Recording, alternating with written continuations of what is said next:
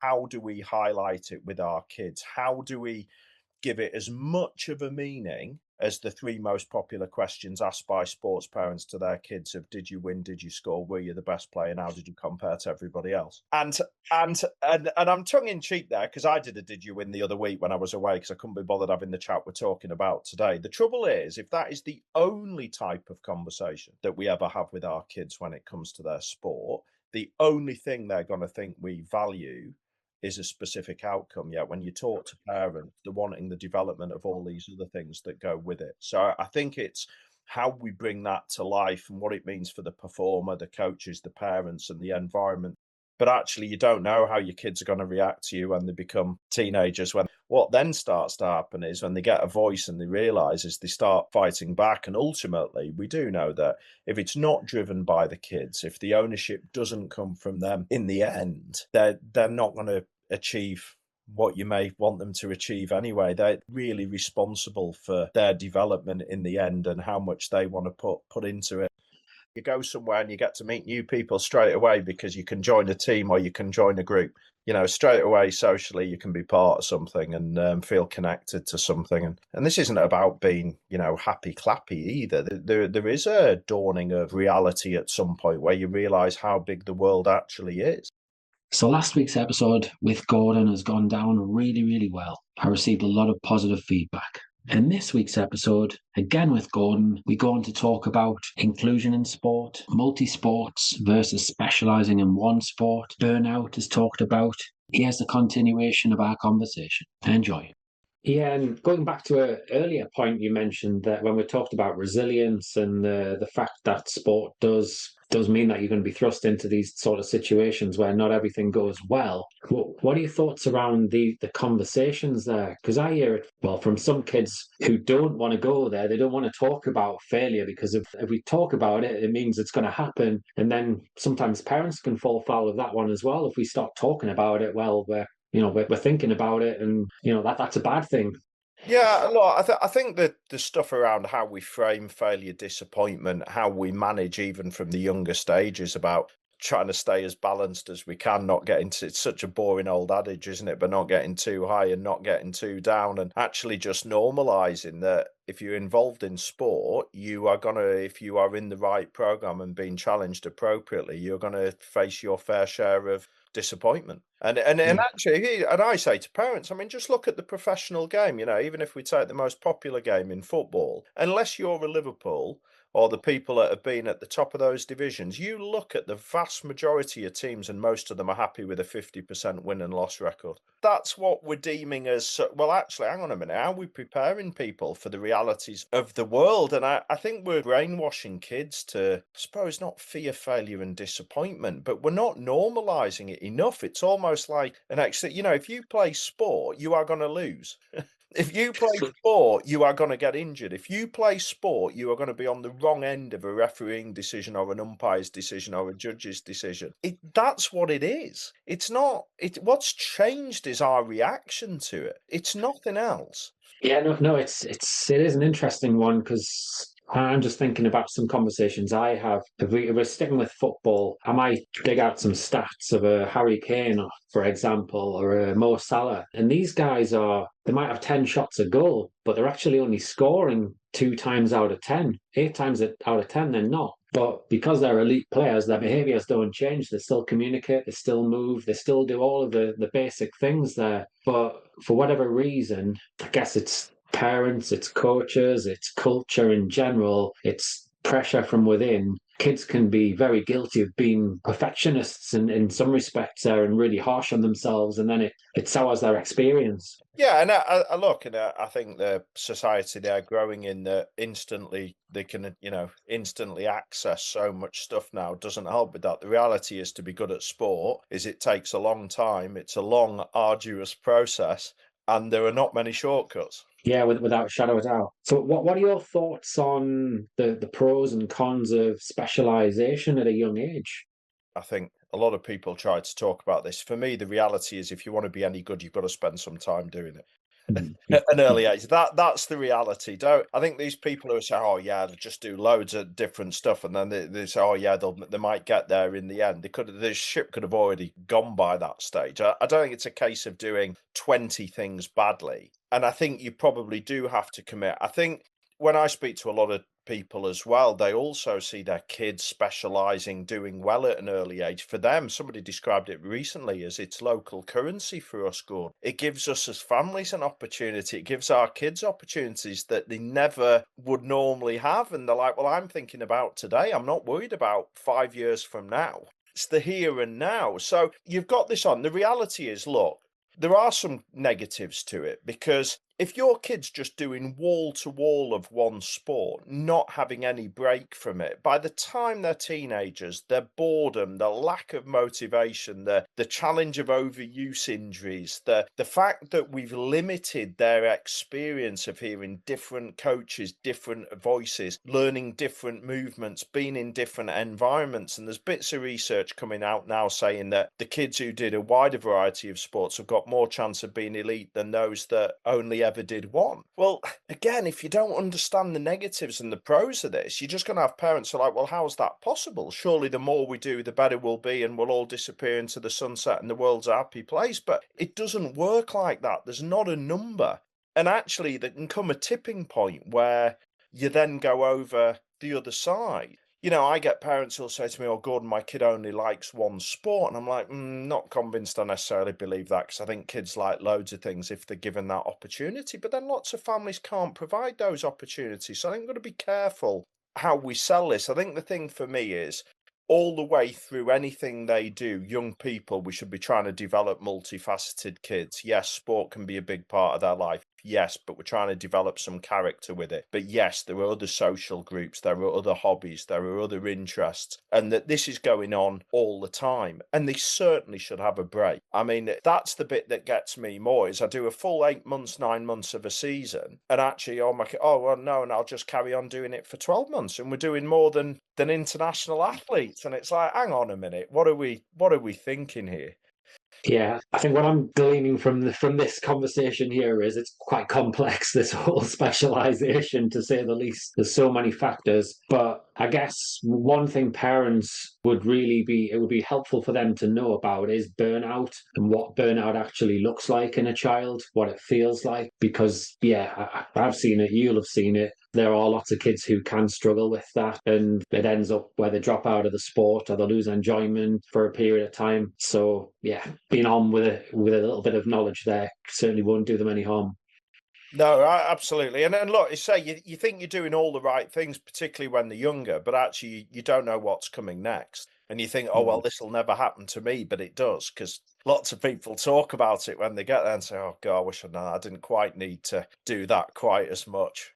Yeah. Another thing you mentioned was when you talked about the currency aspect in it and how when people are like really heavily involved in the sport, I can imagine for a number of parents they can have that FOMO, fear of missing out side of things as well. So if there's choices and opportunities for their children, it'll be, well, if Johnny's doing this or Olivia's doing that, yeah, we just got to take it. And they're frightened. They take on different opportunities for the kids out of fear. Yeah, and look, and I think also it doesn't always have to be fear. It can be massively seductive, in Hmm. terms of actually somebody's telling you your kid's quite good, and actually, wow, this is amazing. I was never quite. This is what a great opportunity this is. Look at these things that they may be going to get from it, and you can see why people sacrifice so much. I just think we've got to do a better job in how we paint the picture of these programs and how we sell the programs and what they actually mean so that we manage to keep some control over expectations,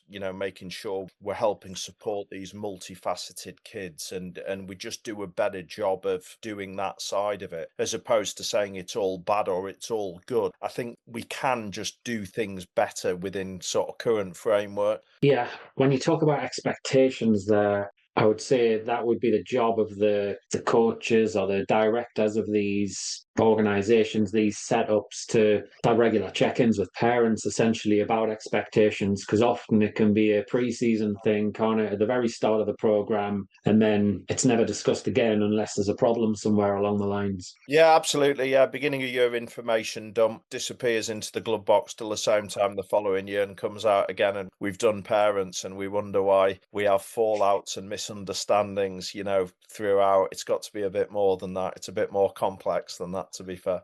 Yeah, but again, the flip side of that, there's always a flip side.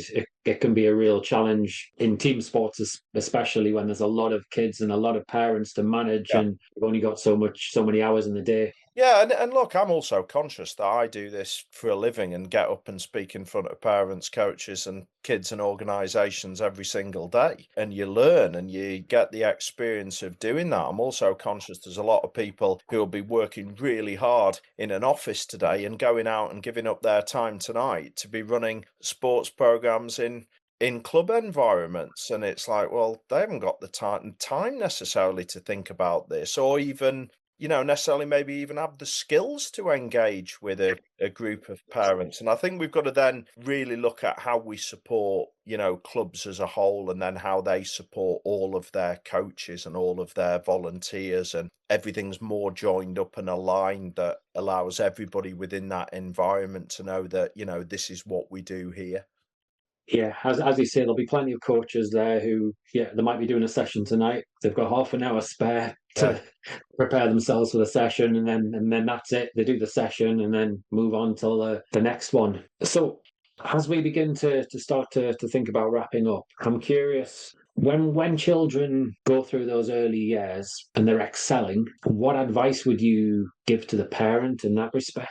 Yeah, yeah. Do you know what? It's a huge one for me, this. I'll never forget. And I was fortunate enough to coach a couple of sort of national title winning sides at under 13 in rugby sevens many years ago. It feels like a long time ago now. And there were a couple of times I had a couple of big players. And I told the parents that I was going to coach them as though they were 3 foot and 3 stone. And if that meant that I removed them from games because they were ruining it for everybody else, or I didn't feel they were playing appropriately, as if everybody was the right size, so they didn't make the right choices, that's what I'd be doing. And I was very clear on that, because I think that there's nothing wrong with your kid developing early. There's nothing wrong with them having some success, but we've got to understand at some point, a lot of the time, everybody at some point catches up. So, in amongst all that, if we're not focusing on things like their work rate and their effort, their skill development, their technique, actually making sure they do fail at some point, or we actually put them in scenarios where they do have to problem solve, make good decisions, understand what they're doing, we're actually setting them up for failure, because what happens is everybody catches up. They've learned all the bad habits. They've been so used to getting all the praise for doing it a certain way. And when that doesn't work anymore, what they're then left with is none of the other tools to continue this further. So I think there's a number of things we need to focus on. I think we've then got to think about avoiding too many, compliments to them, saying that they're really, really talented, when actually, no, they're just physically more mature than everybody else. They're not really talented. That's just where they are today. We don't always focus just on the outcome side of it. Actually, we're placing a far greater focus on the development pieces that allow their kids to continue to do well. And I think we've also just got to be conscious that they just don't over exploit that physical dominance. But I don't think that's necessarily on parents. I think that's on everybody that's, running the environments. I've seen some cracking, young players who could have been really good. And then I've just watched them being coached so badly. Big centre halves who can just smash it 60 metres. And it's like, I'm watching the telly and I'm like, I'm not seeing any centre half smashing it 60 metres here or trying to score a free kick from halfway. So that gets better and goes. And I feel so sorry for them, because if they'd been taught to play the game properly, as though they weren't with that physical advantage, they would have been absolutely fine. They would have looked like really good players still. Yeah, there's an argument to say in that respect as well, where if you're coached solely in one position because of your size, then you're not going to experience, I suppose, disappointments and difficulties in other positions that, as you say, that problem solving ability. So being able to thrust them in other positions is going to benefit them in that respect Yeah, up here. yeah, absolutely. And what about any advice for the parent of a slower developer? Yeah, I mean, look, that what a game of patience that is, and I suppose it's the flip side of that. You know, we're gonna have to keep trying to be positive. We're gonna have to persevere. I think when you watch your kids play, you've got to understand where they are today. Is that just based on that physical disadvantage? If you look at the choices they're trying to make, if you look at the decisions they're making, if you look at the skill they actually have that may not necessarily be working today, it may not just be working just because they haven't got those physical attributes yet. And I think that requires a huge amount of patience from parents. I think it probably also requires a huge amount of trying to get our kids to understand this as well, find different solutions in the short term, but also help them understand that actually your time is going to come. It will come at some point. And actually, there's so many advantages from being that late developer because you have to find alternative solutions. You are going to fail. You are going to have limited impact. I suppose the toppling point comes where if there is never any joy and it's too difficult and it's just always littered with disappointment, you then run the risk of the kids saying, actually, I just don't want to do it anymore. And again, Yeah. I think that's on everybody. It's getting that fine line. And I suppose then it's about let your kid play at a level where they are having some joy and it's a bit of a challenge, you know, and that may mean that we have to take some value off whether they're in the under 11As. Because I always tell this story. I had some under 11Cs who were under 13 were national champions, and I had some whatever else. And we also know the best 13-year-olds don't make the best 18-year-olds often, and the best 15-year-olds don't make the best 19-year-olds. And I know it's easy to talk about, and I know it's far more difficult when it's your kid that's struggling, but that is what happens. That's the reality of it. Yeah, so things do change over time, to say the least. There, and I guess one of the big challenges there as a parent is if your kid just doesn't want to listen to you when you're trying to explain some of this stuff. As you say, I think a little bit earlier, you've got to try and feed that through the coach. Yeah, and the other thing that we're finding, particularly with teenagers, but I still think it's a good thing with younger kids, is if you're struggling to land these conversations, let them watch something. So many Netflix documentaries now, so many films, so many stories, so much stuff you can listen to that charts different people's journeys, and it can be a really powerful way of picking up conversations with our kids. That it looks like it's referring to somebody else, but actually it's an avenue into a dialogue. We've got to try and normalize some of these things a little bit more for them.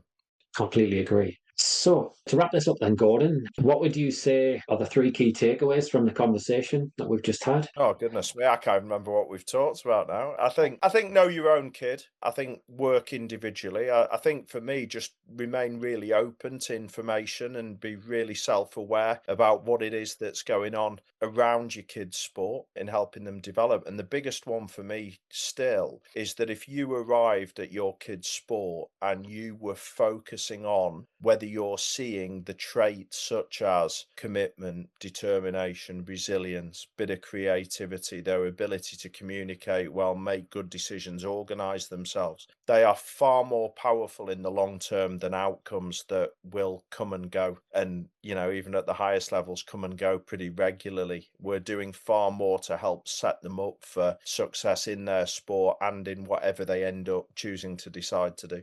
So, three things there. So, know your kid, and I guess that encourage yourself to be open and to improve your self awareness. And then that last one would be the various different mental skills and characteristics that you're going to get from sport. Again, be aware of that, and I guess praise that, and bear that one in mind. And let's talk about outcomes and winning and losing if we can. But that doesn't mean that they're not important, and it doesn't mean they can't be important. They just can't be the only success criteria. I think that's the key to that dialogue. I don't want people thinking I'm happy clappy and in cloud cuckoo land either. You know, I think we've got to be realistic about these things. Yeah, no, it is the reality, isn't it? And we know all this stuff. But yeah, we'll be guilty of asking that question. So did you win today? Yeah, absolutely. Of course Easy. we will. So yeah, Gordon, look, I've loved the conversation. It's been good fun. Where can the listeners and the viewers find you should they want to reach out to you? Yeah, we're across all sort of social media channels, Instagram, X, Facebook, but actually our website's probably the best starting point, and that's www.parentingtips.co.uk. Brilliant. Well, yeah, thank you for your time. No problem at all. Great to join you, David. So it was great to spend 45 minutes with Gordon over the 2 episodes on the theme of participation in sport and a positive sporting experience, which most parents will be wishing for their kids. I'm just going to add a small additional bit of information. I'm going to talk about flow, or being in the zone. What is it? Well, it's a mental state of deep focus, of enjoyment, where a person is fully immersed in an activity, in the process of an activity. This state, well, it involves action, but awareness too. It's a loss of self-consciousness. So we're not worrying about other people. Time is distorted. We just want it to keep going and going. We don't even realize how long things are taking. I'm sure there's going to be times where you've had to drag your child away from a task. Maybe they've been playing outside with their mates, or they've been learning a new skill and they've just gone on and on and on. Or it could well have been the Xbox or PlayStation. And why? It's because they've entered the zone. It's a bit like us as adults reading a great book or watching an enthralling film. So a few questions perhaps to ask yourself as a parent. Is my child wanting more and more of their sport or their activity? Do they appear to be accessing the zone a lot? And how? Why is that? Can we help him or her find it more? And how? When you ask yourself these questions, you'll be able to clearly see if they're distracted, if they appear anxious on occasions, if they're burnt out, if they're fearful. And then obviously it's up to you to decide, well, is that just too much? Are they being challenged too much? Is the environment not quite right for them? And then you can go on and make some changes. So on the topic of flow and play as well, I've put a link in the show notes to 2 books which I've read numerous times on flow state and on play in general. They're a great read, and they're going to help you learn a little bit more about the topic and how it could help you as a parent and your children. They may just help you question some assumptions you've got about flow and the way that you're going about things currently. So until next week, where I'll be having another interesting conversation with a great guest, I hope you enjoy the sunshine. If you enjoyed this episode of the Demystifying Mental Toughness podcast with David Charlton, do check out my website, sport-excellence.co.uk, and my online sport psychology resources. The Sport Excellence website has essential resources for anyone looking to build their own mental toughness or the mental toughness of their athletes or teams, or if you want to achieve peak performance more often or optimal functioning. The Sport Excellence website has everything you need to keep moving forward and thrive. So go on, head over to sport-excellence.co.uk to find out more.